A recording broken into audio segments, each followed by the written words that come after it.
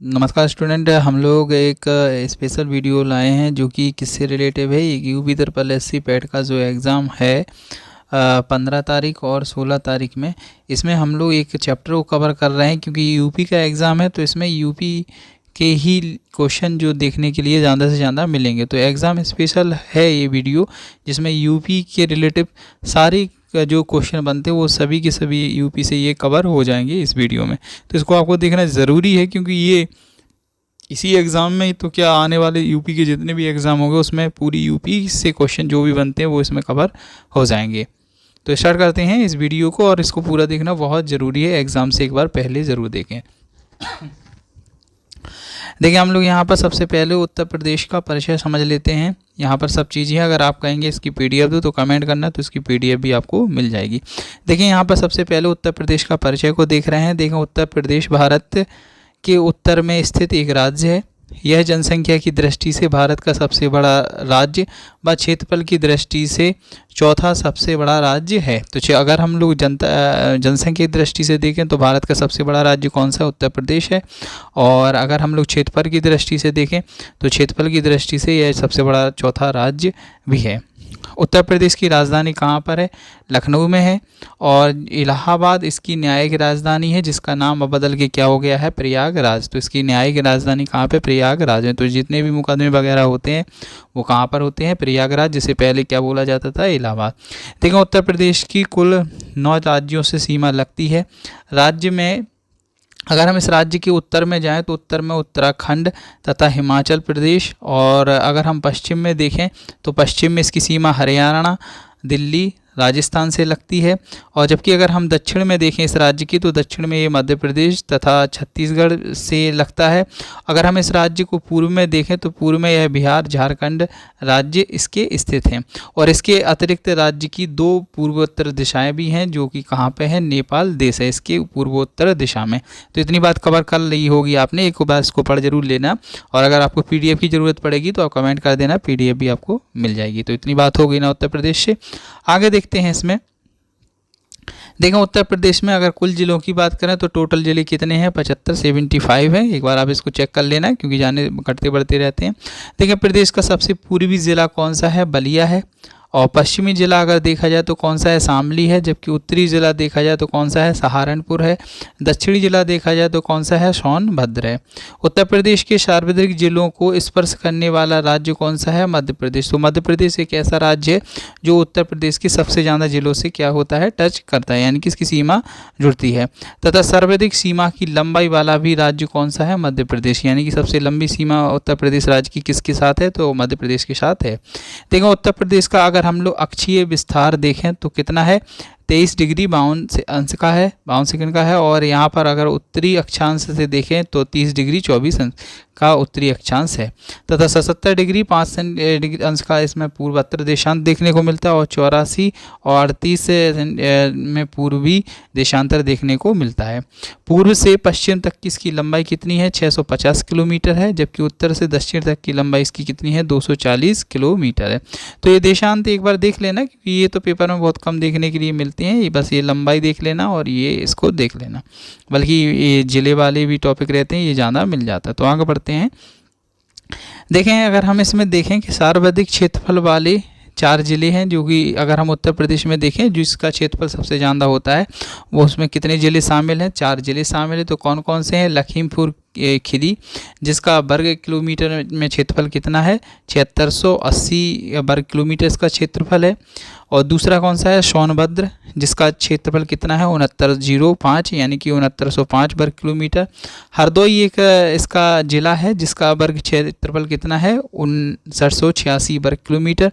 सीतापुर एक जिला है जिसका क्षेत्रफल कितना है, 5743। तो ये इंपॉर्टेंट है, सबसे ज़्यादा क्षेत्रफल है, यानी कि एरिया अगर देखा जाए सबसे बड़े एरिया वाले जो ज़्यादा से ज़्यादा जगह घेरते हैं वो ये 4 ज़िले हैं।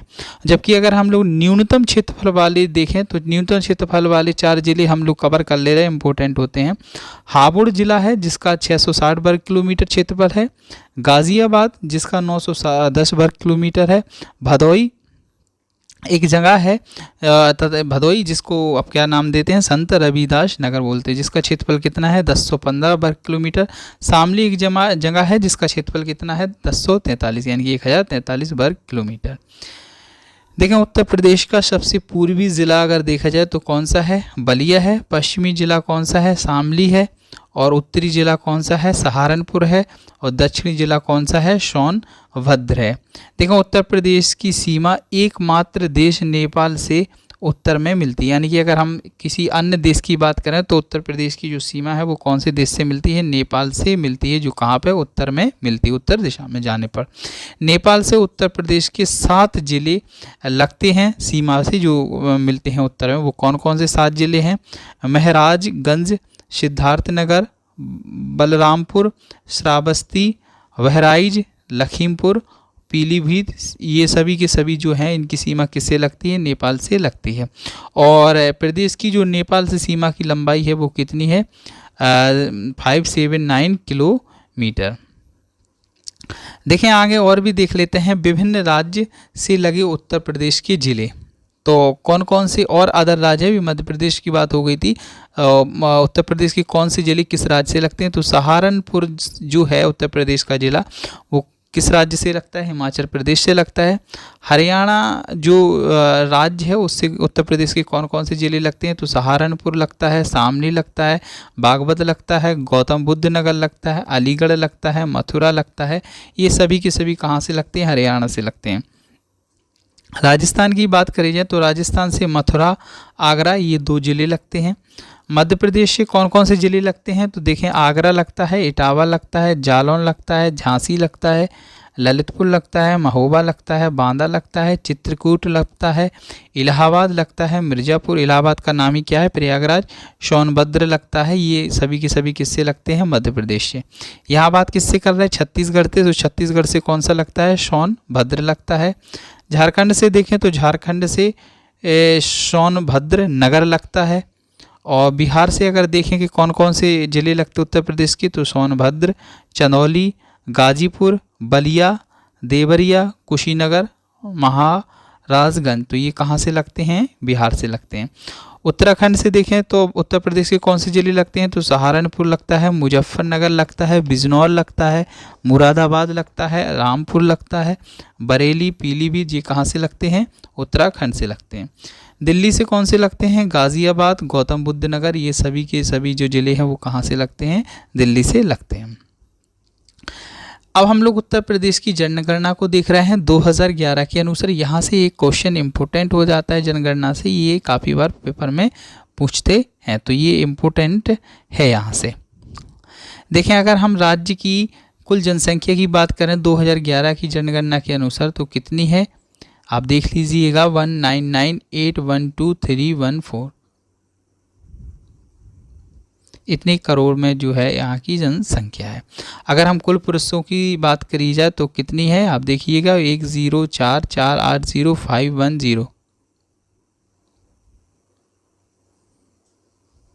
तो इतनी करोड़ क्या है, कुल पुरुषों की जनसंख्या। कुल महिलाओं की जनसंख्या देखिएगा लाखों में है, पुरुष करोड़ों में है।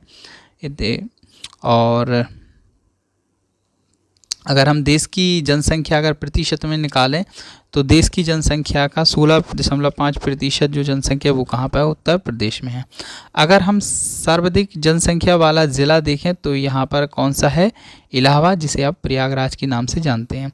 सबसे कम जनसंख्या वाला ज़िला कौन सा है, महोबा है उत्तर प्रदेश में।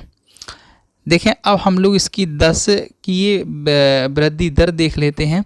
देखें 2001 से 2011 के दौरान राज्य में दशकीय वृद्धि दर कितनी रही है, तो 20.23% रही है।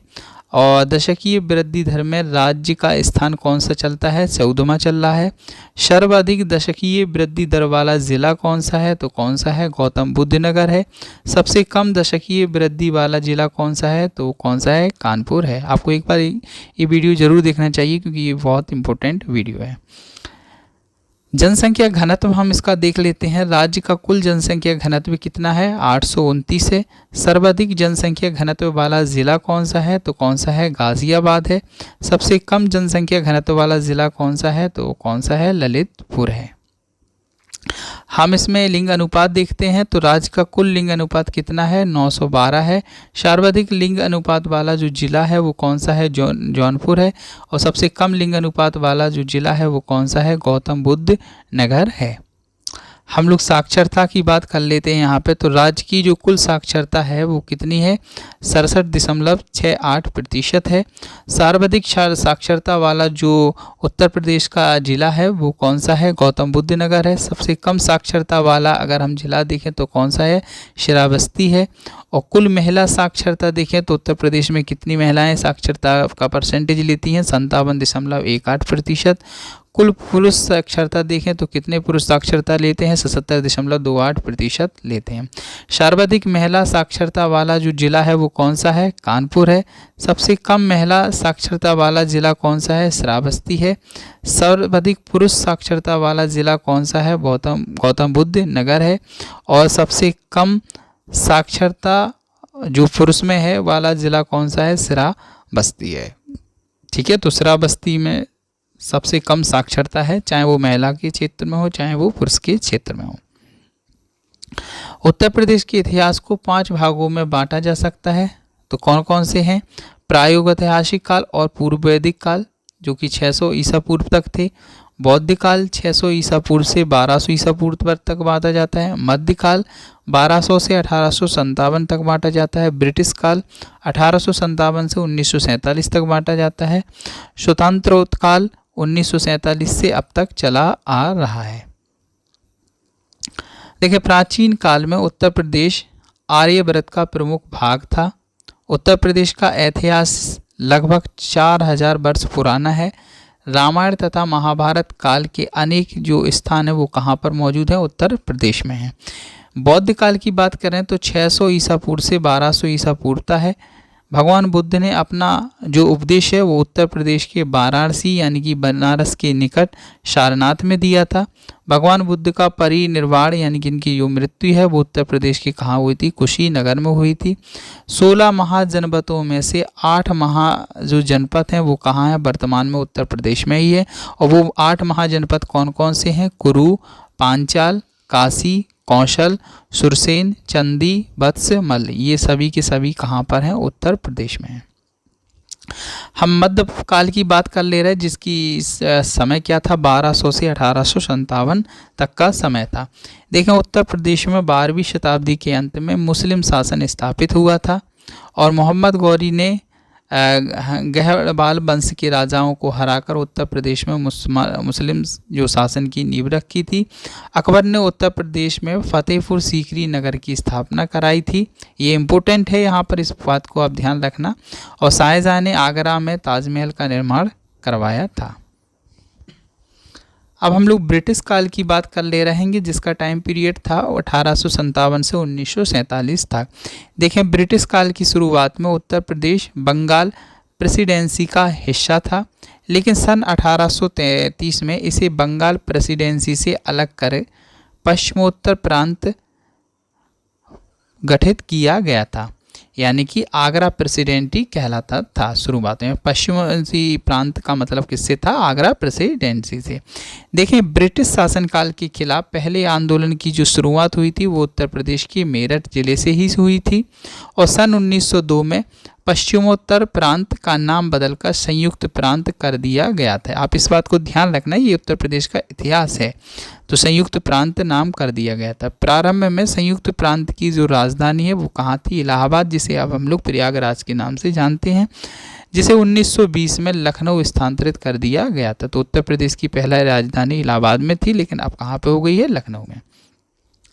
अब हम लोग आज़ादी के बाद के काल की बात कर रहे हैं जो कि 1947 से अभी तक चला आ रहा है। तो अब स्पेशल क्या है, देखें, 1947 से में स्वतंत्रता के बाद संयुक्त प्रांत भारतीय गणराज्य की प्रशासनिक इकाई बन गया और 2 साल के अंतर्गत टिहरी, गढ़वाल व रामपुर को भी संयुक्त प्रांत में शामिल कर लिया गया था। तो ये 2 जगह भी कहाँ पर शामिल हो गई थी, उत्तर प्रदेश में, यानी कि संयुक्त प्रांत में शामिल हो गई थी।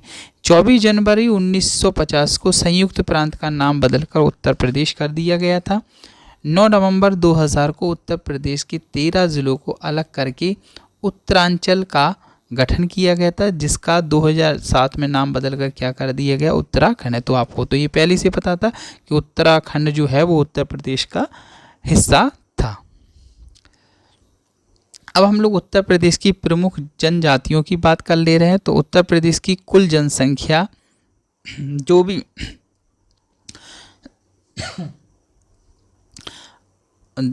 कुल जनसंख्या का 0.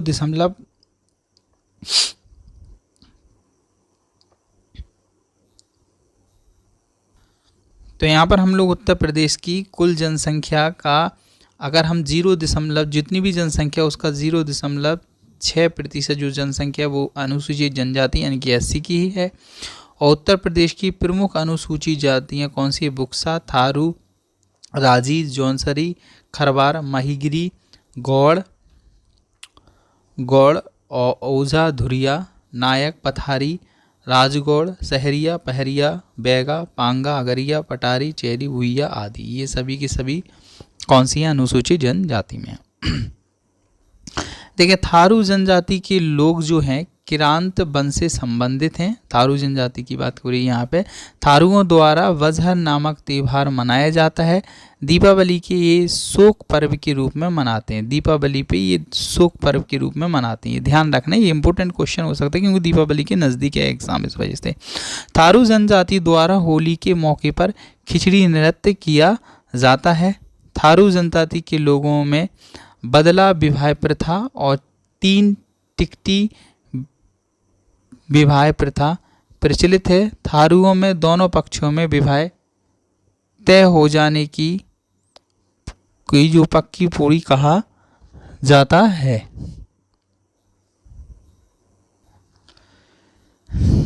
ना। उत्तर प्रदेश में अगर 2 अक्टूबर 1980 को थारू विकास परियोजना का प्रारंभ किया गया था। तो थारू जो जनजाति है उसके बारे में आप लोग समझ गए होंगे।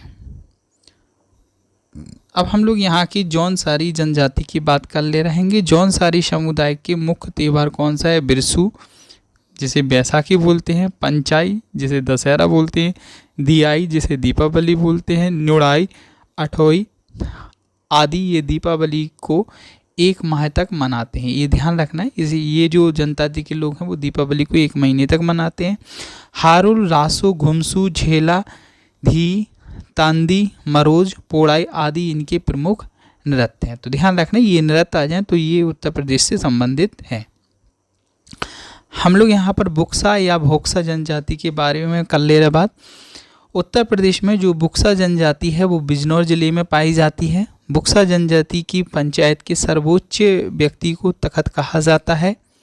उत्तर प्रदेश में जो बुक्सा जनजाति विकास परियोजना है वो कब से चालू हुई थी, 1984 का जो वर्ष चल रहा था वहाँ से स्टार्ट हुई थी। अब हम लोग खरवार जनजाति के बारे में पढ़ रहे थे।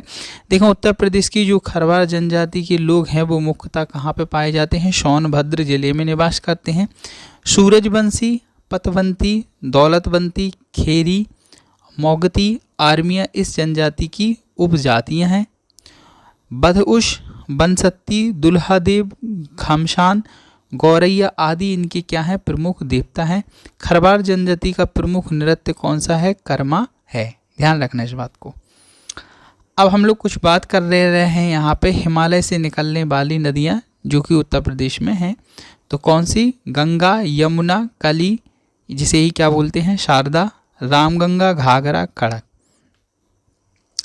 अब हम लोग बात कर रहे हैं यहाँ पर दूसरे नंबर में उत्तर प्रदेश के मैदानी भाग से निकलने वाली नदियाँ कौन कौन सी हैं, गोमती, वरुणा, पांडो, ईशन, रिहंद। मैदानी भाग यानी कि नीचे नीचे जो चलती हैं जी, हिमालय से निकलती हैं यानी कि पहाड़ों से निकलती हैं ये, और ये मैदानी से आती रहती हैं नीचे जो बता रहे हैं। यहाँ पर तीसरे नंबर पे हम लोग ये समझ रहे हैं दक्षिण पठार से निकलने वाली नदियाँ कौन सी हैं, चंबल, बेतवा, केन, सोन, टॉन्स, कन्हर, रिहंद। हम लोग अब गंगा नदी को पढ़ रहे हैं यहाँ पे। तो गंगा नदी का जो उद्गम स्थल है वो कहाँ से होता है, गंगोत्री, और ये कहाँ पर है, उत्तराखंड में है। इसकी लंबाई जो है वो कितनी है, 2655। और ये गंगा नदी जो जाके कहाँ मिलती है यानी कि इसका अंत कहाँ होता है, तो बंगाल की खाड़ी में होता है।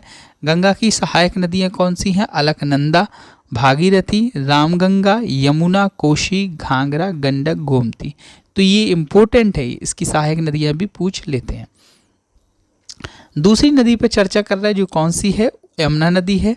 यमुना नदी का जो उद्गम स्थल है वो कहाँ से? उत्तराखंड में बंदरपूछ से होता है। पर्वत के यमुनोत्री हिमनद से होता है। बंदरपूछ में एक पर्वत है जिसका नाम क्या है? यमुनोत्री हिमनद। तो वहाँ से यमुना नदी का उद्गम स्थल होता है। इसकी जो लंबाई है वो कितनी है? 1376 है। इसका जो अंत है वो कहाँ पर होता है? इलाहाबाद में गंगा नदी के संगम में हो जाता है। इसकी जो सहायक नदियाँ हैं वो कौन कौन सी है? चंबल, बेतवा, गिरी, केन है। रामगंगा नदी के बारे में समझ ले रहे हैं। तो इसका उद्गम जो स्थल है वो उत्तराखंड के दूधा तोली पर्वत से होता है। इसकी लंबाई कितनी है? 590 किलोमीटर है। इसका अंत कहाँ हो जाता है? मिल कहाँ जाती है? कन्नौज के निकट गंगा में जाकर ये मिल जाती है। इसकी सहायक नदी कौन सी है? कोहे है। घाघरा नदी की बात कर रहे हैं। इसका उद्गम स्थल कहाँ पे है? तिब्बत में है। इसकी लंबाई कितनी है? 1080 किलोमीटर है। इसका अंत कहाँ होता है? छपरा, जो कहाँ पड़ता है? बिहार के निकट गंगा नदी में ये जाके मिल जाती है और वहीं पे इसका अंत हो जाता है। सहायक नदी कौन सी है? राप्ता, शारदा, छोटी, गंडक। गोमती नदी की हम लोग बात करें तो गोमती नदी का जो उद्गम स्थल है वो उत्तर प्रदेश का पीलीभीत जनपद से होता है और इसकी लंबाई है 940 किलोमीटर। इसका अंत होता है गाजीपुर के निकट गंगा नदी में जाकर ये मिल जाती है। इसकी सहायक नदी कौन सी है? जेमकाई, बरना, शाई, गच्छा। तो ये इसकी सहायक नदियाँ हैं। हम लोग अब यहाँ पे किसकी बात कर रहे हैं? काली नदी की बात कर ले रहे हैं। काली नदी का उद्गम स्थल कौन सा है? उत्तराखंड के ये पिथौरागढ़ जनपद में तिब्बत सीमा के निकट से निकलती है और इसकी लंबाई जो है वो कितनी होती है? 480 किलोमीटर। इसका अंत कहाँ होता है? उत्तर प्रदेश के बहराम घाट के निकट घाघरा नदी में मिल जाने पर इसका अंत हो जाता है। इसकी सहायक नदियाँ कौन सी हैं? सरयू, पूर्वी गंगा, दहावार, सुहेली, घरहा, लिसार। तो ये इसकी सहायक नदियाँ हैं। हम लोग गंडक नदी की चर्चा कर रहे हैं। गंडक नदी का उद्गम स्थल कौन से है? तिब्बत नेपाल सीमा पर धौलागिरी पर्वत है, वहाँ से ये निकलती है। इसकी लंबाई जो है वो 630 किलोमीटर है। भारत में इसकी अगर देखी जाए लंबाई तो 300 किलोमीटर है। इसका अंत जो है वो पटना के निकट गंगा नदी में मिलने से हो जाता है। सहायक नदियाँ कौन सी इसकी? त्रिशूली, गंगा है। राप्ती नदी की बात करें तो राप्ती नदी नेपाल से निकलती है। इसकी लंबाई है 640 किलोमीटर और इसका मिलती कहाँ पे जाके अंत कहाँ हो जाता है? बाहरस के निकट घाघरा नदी में। चंबल नदी की बात करें तो चंबल नदी जो है वो मध्य प्रदेश से निकलती है। यह 966 किलोमीटर की लंबाई है इसकी। इसका अंत जो है वो इटावा के पास यमुना नदी में जाकर हो जाता है। इसकी सहायक नदियाँ जो हैं वो पार्वती, नवाज, वनाज, छिप्रा, दूधी हैं। बेतवा नदी की बात करें तो बेतवा नदी का उद्गम स्थल मध्य प्रदेश से होता है। इसकी लंबाई 480 किलोमीटर है। अंत हमीरपुर के पास यमुना नदी में हो जाता है जाके और इसकी सहायक नदियां हैं घनास, धनाश और बीना। सोन नदी की बात करें तो सोन नदी का उद्गम स्थल जो है वो कहाँ से होता है? मध्य प्रदेश से। इसकी लंबाई कितनी है? 784 किलोमीटर। इसका अंत जो है वो पटना के निकट गंगा नदी में मिलने से हो जाता है। इसकी सहायक नदियाँ कौन सी हैं? महानदी, रिहंद, घाघर। सोन नदी की बात करें तो सोन नदी का उद्गम स्थल जो मध्य प्रदेश से, ये दोबारा से आ गया रिपीट। अब हम लोग उत्तर प्रदेश की प्रमुख झीलों की बात कर रहे हैं। तो एक साइड हम लोग झील का नाम लिखेंगे और एक साइड उसकी स्थिति लिखेंगे कहाँ पर है। तो सुरहा ताल कहाँ पर है? बलिया में है। करेला झील कहाँ पर है? लखनऊ में है। भुंगताल झील कहाँ पर है? रायबरेली में है। राधा कुंड झील कहाँ पर है? मथुरा में है। बल्हापारा कहाँ पर है? कानपुर में है। राजा का बांध कहाँ पर है? सुल्तानपुर में है। औंधी ताल कहाँ पर है? बनारस में है। मोती झील कहाँ पर है? कानपुर में है। रामगढ़ ताल कहाँ पे है? गोरखपुर में है। शेख ताल कहाँ पे है? अलीगढ़ में है। दरबन झील कहाँ पे है? फैज़ाबाद में है। चित्तौड़गढ़ झील कहाँ पे है? बहराइच में है। बेला सागर कहाँ पर है? महोबा में है। टंडा दरी कहाँ पे है? मिर्ज़ापुर में है। मादन सागर महोबा में है। कुंद्रा समुद्र कहाँ पे है? उन्नाव में है। कीठम झील कहाँ पे है? आगरा में है। गौर झील कहाँ पे है? रामपुर में है। बड़ा ताल साहेजरा में है। बरुआ झील झांसी जिला में है। अब हम लोग उत्तर प्रदेश के प्रमुख बांध की बात कर, जिसमें से पहले नंबर पे क्या है? रामगंगा बांध। तो रामगंगा बांध जो है वो किस नदी पर है? रामगंगा नदी पर है। इसकी स्थिति कहाँ पर पाई जाती है? ये धामपुर में। गोविंद बल्लभ पंत जो बांध है वो कहाँ पर, कौन सी नदी पे है? रिहंद नदी पे है। और ये कहाँ पे पाया जाता है? पिपरी सोनभद्र में। गोविंद सागर बांध की बात करें तो ये कहाँ पर है? साहेजाद में है। और इसकी स्थिति कहाँ पे है? ललितपुर में। सजनाम बांध की बात करें तो सजनाम बांध कहाँ पे है? सजनाम नदी पे है। और इसकी स्थिति कहाँ पे है? ललितपुर में। मोदहा बांध कहाँ पे है? किस नदी पर है? तो बिरहा नदी पे है। इसकी स्थिति कहाँ पे है? हमीरपुर में। सुकमा डुकमा बांध कहाँ पर है? बेतवा नदी पर स्थित है। इसकी स्थिति कहाँ पर है? झांसी में। चंद्रप्रभा बांध कहाँ पे है? कौन सी नदी में पड़ता है? किस नदी पर है? चंद्रप्रभा नदी पे। इसकी स्थिति कहाँ है? चंदौली में। कनहर बांध किस नदी पे है? कनहर नदी पे। इसकी स्थिति कौन सी है? सोनभद्र है। अर्जुन बांध की बात करें तो अर्जुन बांध कहाँ पर है? अर्जुन नदी पे। इसकी स्थिति कहाँ पर है? महोबा में। झलारपुर बांध कहाँ पर है? किस नदी पर है? तो करदिया नदी पे। स्थिति कहाँ पर है? ये महोबा में। पथराई बांध किस नदी पर है? पथारी और सुखनोई नदी पर है। और ये कहाँ पे पड़ता है? झांसी में। साहेजाद बांध किस नदी पे है? साहेजाद में है। और इसकी स्थिति क्या है? ललितपुर। रोहिणी बांध किस नदी पे है? रोहिणी बांध जो है रोहिणी नदी पे है। और इसकी स्थिति कहाँ पे है? ललितपुर में। कालागढ़ बांध कहाँ पे है? रामगंगा नदी पे है। और ये कहाँ पे पड़ता है? कालागढ़ में ही। जामनी बांध कहाँ पे है? जामनी नदी पे है। और ये स्थिति कहाँ पर पड़ता है? ये ललितपुर में। पारीक्षा बांध कहाँ, किस नदी पे है? बेतवा नदी पर। इसकी स्थिति क्या है? झांसी में। मिर्जा बांध जो है वो किस नदी पे है? बेलन नदी पे। और इसकी स्थिति कहाँ पर है? मिर्जापुर में।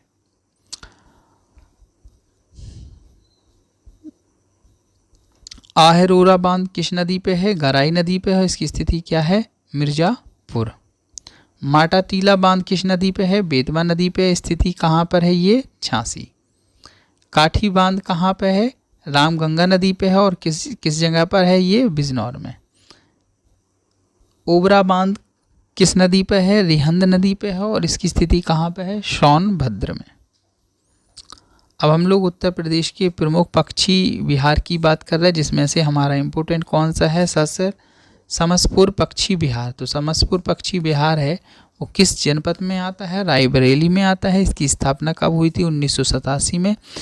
इसका एरिया कितना है? तो 8 वर्ग किलोमीटर में ये फैला हुआ है। लाल बहोसी पक्षी विहार ये कहाँ पर है? कन्नौज में है। इसकी स्थापना 1988 में हुई थी। और ये 80.23 वर्ग किलोमीटर में फैला हुआ है।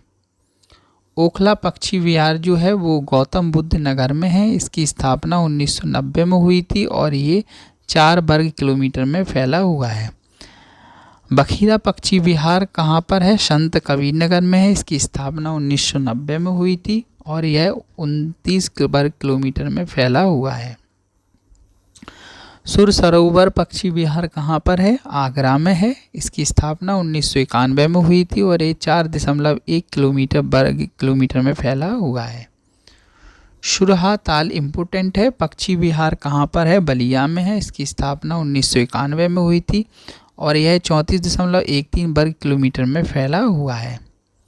डॉक्टर भीमराव अंबेडकर पक्षी विहार प्रतापगढ़ जनपद में पड़ता है। इसकी स्थापना 2003 में हुई थी। और यह 4.2 वर्ग किलोमीटर में फैला हुआ है। शमान पक्षी विहार मैनपुरी जनपद में स्थापना 1990 में हुई थी। और यह 5.2 वर्ग किलोमीटर में फैला हुआ है। विजय सागर पक्षी विहार जो है वो महोबा जनपद में है। स्थापना 1990 में। और यह 2.6 वर्ग किलोमीटर में फैला हुआ है। नवाबगंज पक्षी विहार जनपद उन्नाव में पड़ता है। इसकी स्थापना 1984 में हुई थी। और यह 2.25 वर्ग किलोमीटर में फैला हुआ है। अब हम लोग उत्तर प्रदेश के वन्य जीव, जिसे हम लोग अभयारण्य भी बोलते हैं, इनके बारे में जानते हैं। चंद्रप्रभा वन्य जीव विहार है, उसकी स्थापना 1977 में हुई थी और यह 87 वर्ग किलोमीटर में फैला हुआ है और यह चंदौली जिला में पड़ता है। और इससे संबंधित जो पक्षी है, जो पशु पक्षी हैं, उस किसके लिए फेमस है, तो सांभर तेंदुआ के लिए ये प्रसिद्ध है। किशनपुर वन्य जीव विहार जो है, इसकी स्थापना 1972 में हुई थी और यह 227 वर्ग किलोमीटर में फैला हुआ है और यह किस ज़िले में है, लखीमपुर खीरी ज़िले में है। और इसमें जो फेमस है वो क्या है, चीता तेंदुआ हिरन के लिए ये प्रसिद्ध है। कतरनिया वन्य जीव विहार की बात करें तो इसकी स्थापना 1976 में हुई थी। यह 410 क्षेत्रफल है इसका वर्ग किलोमीटर और ये बहराइच ज़िले में है और ये फेमस है दुर्लभ मैदानी जीव के लिए।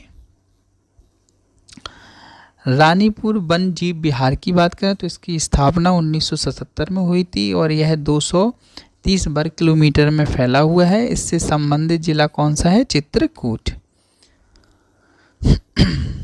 महावीर स्वामी वन्य जीव विहार की बात करें तो इसकी स्थापना 1977 में हुई थी। इसका जो क्षेत्रफल है वो 5.4 वर्ग किलोमीटर है। यह ललितपुर में है और संबंधित पक्षी कौन से इसमें, मोर और बंदर के लिए ये फेमस है। कैमूर वन्य जीव विहार जो है, इसकी स्थापना 1982 में हुई थी। इसका क्षेत्रफल जो है 510 वर्ग किलोमीटर और किस ज़िले में आता है, मिर्ज़ापुर और सोनभद्र। और इस ये फेमस किस लिए, चीता तेंदुआ चिंकारा काला हिरन के लिए। हस्तिनापुर वन्य जीव विहार की बात करें तो इसकी स्थापना 1986 में हुई थी। 2073 वर्ग किलोमीटर में फैला हुआ है। ये इससे संबंधित ज़िले जो हैं वो हैं मेरठ, हापुड़, बिजनौर, अमरोहा, मुजफ्फरनगर। और इसमें जो फेमस है वो मगरमच्छ चीतल के लिए ये फेमस है। पीलीभीत टाइगर रिजर्व की बात करें तो इसकी स्थापना 2008 में हुई थी। इसका क्षेत्रफल 1079 वर्ग किलोमीटर है और यह पीलीभीत जिले में ही है। कछवा वन्य जीव विहार की बात कर ले, इसकी स्थापना 1989 में हुई थी। इसका क्षेत्रफल 7 वर्ग किलोमीटर है। इससे संबंधित जिला कौन सा है, वाराणसी। अब हम लोग उत्तर प्रदेश के प्रमुख खनिज की बात कर ले रहे हैं। देखें, चूना पत्थर जो है वो उत्तर प्रदेश में जो चूना पत्थर है वो मिर्ज़ापुर के ज़िले गुरमा, कन्नाज, बाबूहरी तथा सोनभद्र के कजराहिट क्षेत्र में पाया जाता है। ये इम्पोर्टेंट है, ये चूना पत्थर वाली बात करें। उत्तर प्रदेश में जो कोयला है वो कहाँ से प्राप्त होता है, सिंगरौला, जो कहाँ पड़ता है, सोनभद्र में। बॉक्साइड अयस्क की बात करें तो ये राजौन, जो कहाँ पे है, चित्रकूट से प्राप्त होता है। चंदौली से भी मिल जाता है ये। डोलोमाइट अयस्क की बात करें तो ये बारी से प्राप्त होता है और ये कहाँ पड़ता है, सोनभद्र में। अगर हम कांच बालू की बात करें तो ये लालापुर से प्राप्त होता है, जो कहाँ पड़ता है, प्रयागराज में। बरगढ़ से भी प्राप्त होता है, जो कहाँ पड़ता है, चित्रकूट में। पोटास लवण की बात करें तो ये पोटास लवण उत्तर प्रदेश में इलाहाबाद, चंदौली, झांसी से प्राप्त होती है। और सेल खड़ी की बात करें तो हमीरपुर, झांसी से। पाइराइट्स की बात करें तो ये सोनभद्र से। रॉक फास्फेट की बात करें तो ये ललितपुर से प्राप्त होती है। हीरा की बात करें तो बांदा, मिर्ज़ापुर से प्राप्त होता है। सोना की बात करें तो शारदा, रामगंगा नदी की रेत से प्राप्त होती है। तांबा उत्तर प्रदेश में ललितपुर से प्राप्त होता है। यूरेनियम भी ललितपुर से। संगमारमर मिर्ज़ापुर, सोनभद्र से। जिप्सम झांसी, हमीरपुर से।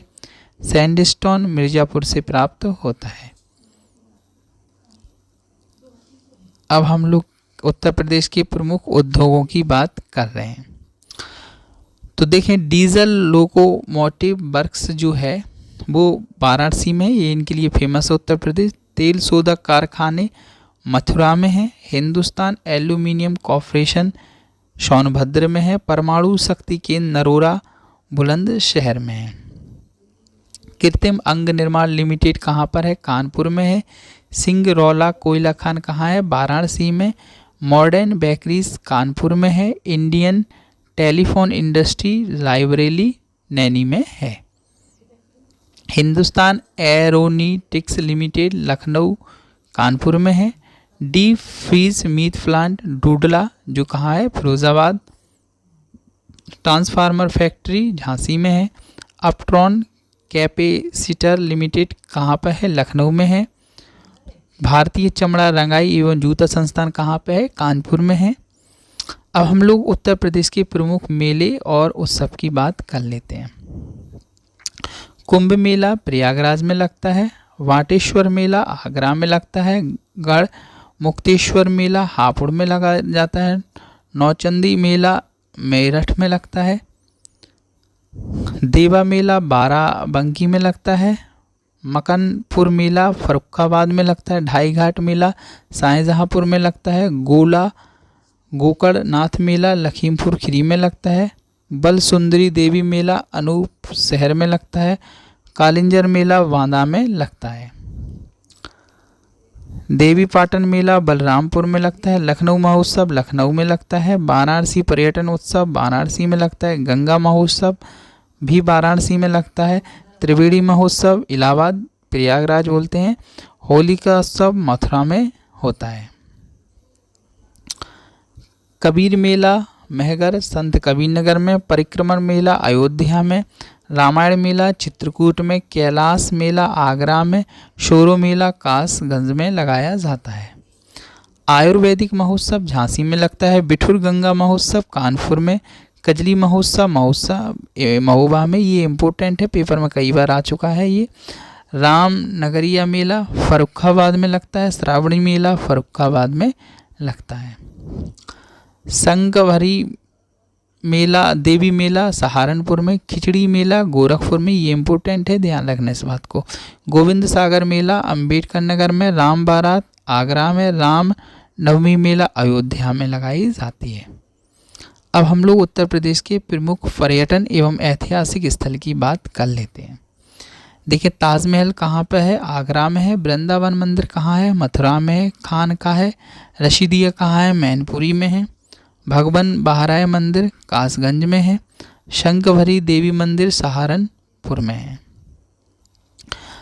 छरखंडेश्वर शिवलिंग हापुड़ में है। ब्यास तिल एवं नरसिंह टीला कहाँ है, जालौन में है। विंध्यवासिनी मंदिर मिर्जापुर में है। लोदेश्वर मंदिर बाराबंकी में है। भृगु मंदिर बलिया में है। गोला गोकर्णनाथ मंदिर लखीमपुर खीरी में है। रूमी दरवाज़ा लखनऊ में है। आनंद भवन इलाहाबाद में है। कड़क साईं बाबा की मज़ार कौशाम्बी में है। बबनी इमली शहीद स्थल फतेहपुर में है।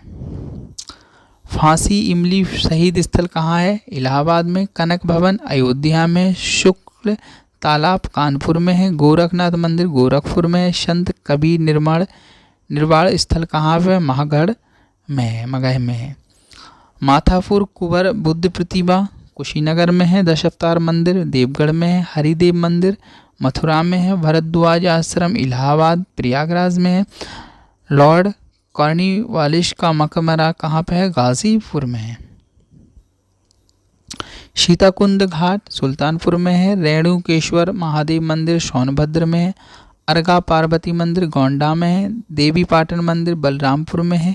कालिंजर दुर्ग बांदा में है। मकरईबाई मंदिर महोबा में है। अब हम लोग उत्तर प्रदेश के प्रमुख संग्रहालय के बारे में पढ़ लेते हैं। देखें मथुरा संग्रहालय मथुरा में है और इसकी स्थापना 1874 में हुई थी। सारनाथ संग्रहालय सारनाथ में, स्थापना 1904 में हुई थी। भारत कला भवन संग्रहालय वाराणसी में है। राहुल संग्रहालय गोरखपुर विश्वविद्यालय में है।